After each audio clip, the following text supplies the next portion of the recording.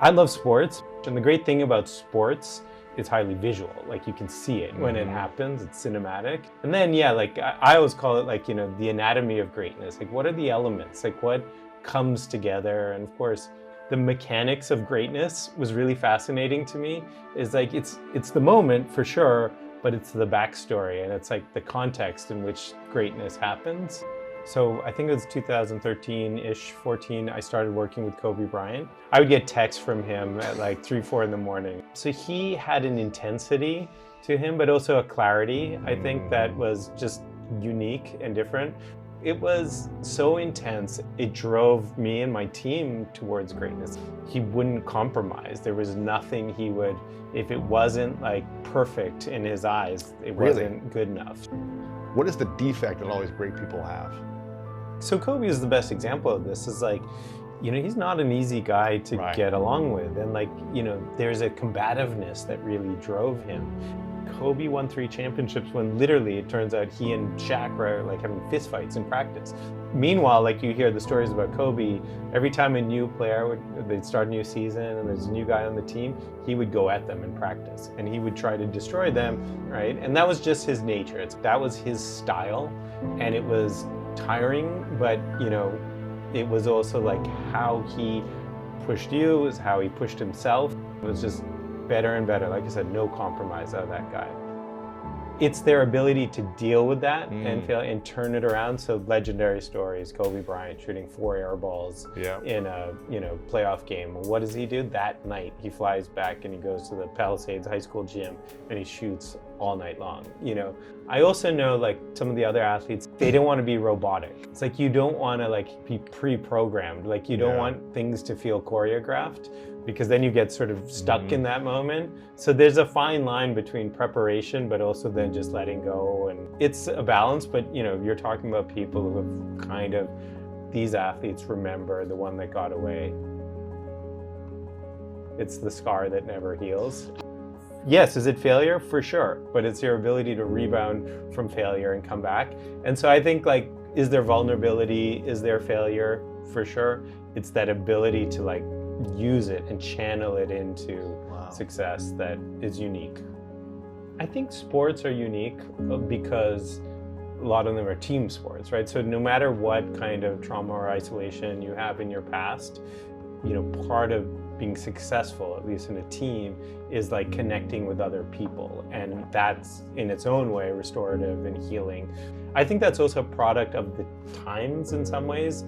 It's hard to be isolated, I've been fortunate because I've kind of grown up around it. Like my dad is like in spiritual healing. Yeah. And he's famous. And I grew up around that fame. And so to me, it was like I got to see an inside. The thing about my father also is that pre his spiritual guru identity, he was far from that. Drank a lot.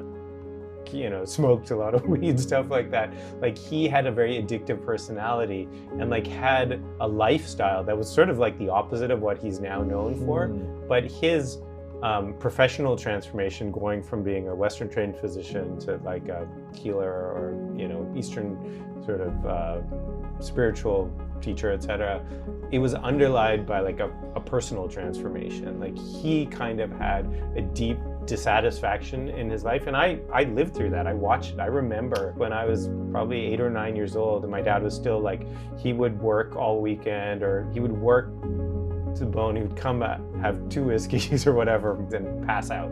And there were times like he fell out of bed and broke his nose. He was like so out of it. And like, so I remember that version of my dad way before like the one that started meditating and all that sort of stuff. So I remember that, like this person who you've seen as this moment of greatness, it's actually like they're a human being who's struggling with all these things. That makes it that much more admirable. I think for me, obviously a big transformational thing was like becoming a parent myself, because like suddenly like you see the world outside of yourself, and you start to become more comfortable with who you want to be and who you eventually become. And yeah, I definitely like, I'm around a lot of these people who are great, and it's like, man, like I want to be that. Like I need to have that sort of success. But then I remind myself again, like, well, just like everything you see, isn't as perfect as it always seems. One thing I've learned also is like, be present. Like, I'm not that person who thinks about like my 5-year plan. I'm very in the moment. One, I love surrounding myself with, other great thinkers and innovators, so I love like doing this. I want to do more stuff with you. I think I've been an artist for so long, like focused like on one project. Now I get to be in a position where I get to be with other people. I get to like, help other artists, like give them a platform. Through our company, we're sort of identifying a lot of people who are really gifted. They just don't have access. And now we can help provide that. What resources can we bring in so that we can help people? And you also look the times that we're living in. It's divisive, and the climate's like, how can we make a difference? How can we say something that matters and that helps us collectively heal?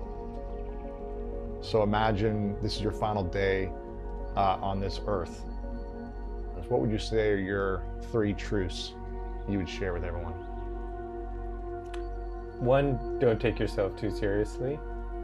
I think it's so easy to get caught up in the moment, but to have fun and take a step back and look at the big picture, I think that would be a big one for me.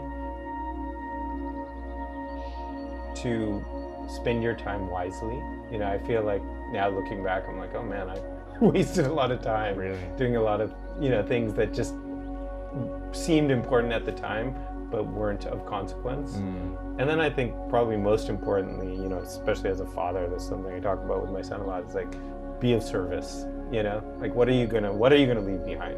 What are you gonna contribute? How are you gonna be, how are you gonna move the ball forward? And it's not about having the nicest car or the biggest house or whatever. Nobody cares at the end. That's not the stuff you remember.